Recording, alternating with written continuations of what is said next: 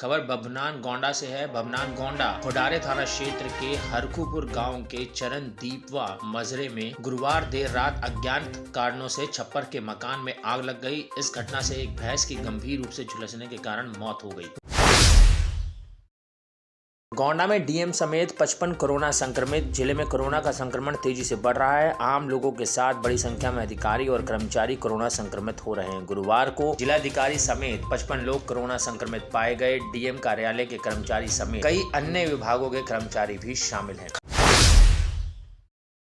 खबर अयोध्या से है। थाना कैंट क्षेत्र में 2 युवकों ने की आत्महत्या की कोशिश। एक की मौत, दूसरे को जिला अस्पताल से ट्रॉमा सेंटर लखनऊ किया गया रेफर। पुलिस के मुताबिक मऊ शिवाला में बीमारी से तंग आकर आत्महत्या की। थाना कैंट के शहादतगंज में घरेलू कलह में की आत्महत्या की कोशिश।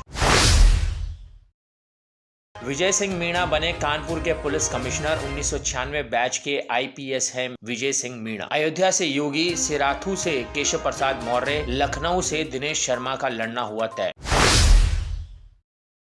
खबर लखनऊ से है। यूपी टीईटी परीक्षा 2021 से जुड़ी बड़ी खबर। प्रतिभागियों के लिए निःशुल्क यात्रा रहेगी। परिवहन विभाग ने निर्देश जारी किए। परीक्षा तिथि से एक दिन पहले से मिलेगी सुविधा। परीक्षा के एक दिन बाद भी मिलेगी सुविधा। प्रवेश पत्र के आधार पर निःशुल्क यात्रा कर सकेंगे। 23 जनवरी को आयोजित है टीईटी परीक्षा। खबर लखनऊ से। वरिष्ठ पत्रकार व एनडीटीवी की यूपी हेड कमाल खान का दिल का दौरा पड़ने से निधन हो गया। सुबह 6 बजे पड़ा उन्हें दिल का दौरा। परिवार व पत्रकारिता क्षेत्र में शोक की लहर।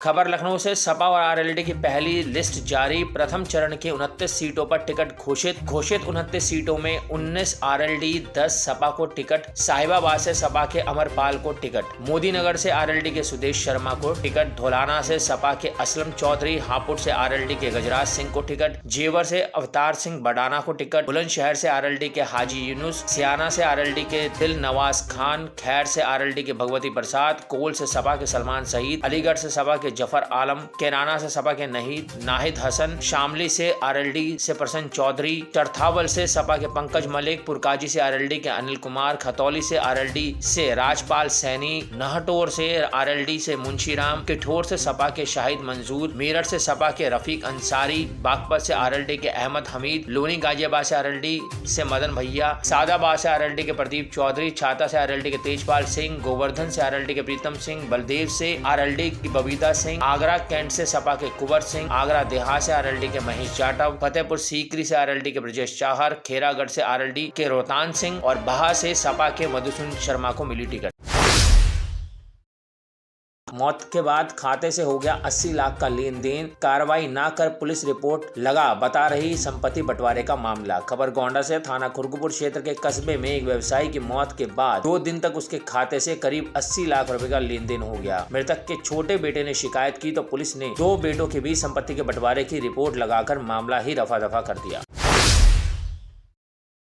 यूपी विधानसभा चुनाव से पहले बसपा सुप्रीमो मायावती को एक और झटका लगाया। बसपा सरकार में मंत्री रहे सादाबाद विधायक रामवीर उपाध्याय ने पार्टी की सदस्यता इस्तीफा दे दिया। इसके साथ ही उपाध्याय के समाजवादी पार्टी या भारतीय जनता पार्टी में शामिल होने की अटकलें तेज हो गई हैं।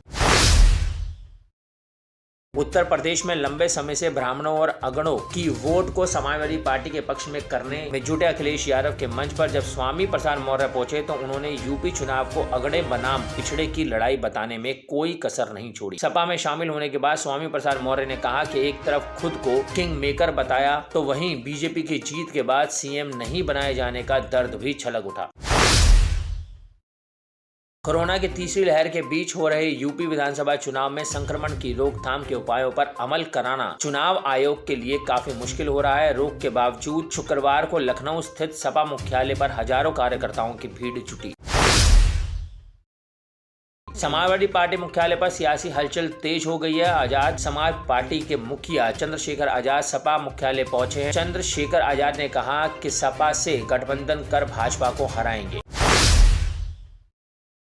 कांग्रेस ने गुरुवार को 125 प्रत्याशियों के नामों का ऐलान किया। पार्टी ने लड़की हूं लड़ सकती हूं कैंपेन के तहत 40% सीटों पर महिलाओं को टिकट दिया है।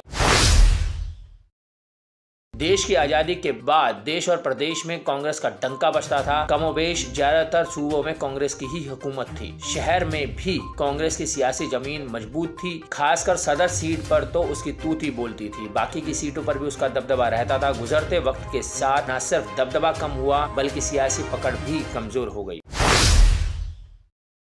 मुख्यमंत्री एवं गोरक्षक पीठाधीश्वर योगी आदित्यनाथ ने शुक्रवार दोपहर झुंगिया गेट फर्टिलाइजर रोड स्थित दलित समाज के अमृतलाल भारती के घर सहभोज में शामिल होकर जाति के नाम पर जारी राजनीति के इस दौर में सामाजिक समरसता का बड़ा संदेश दिया।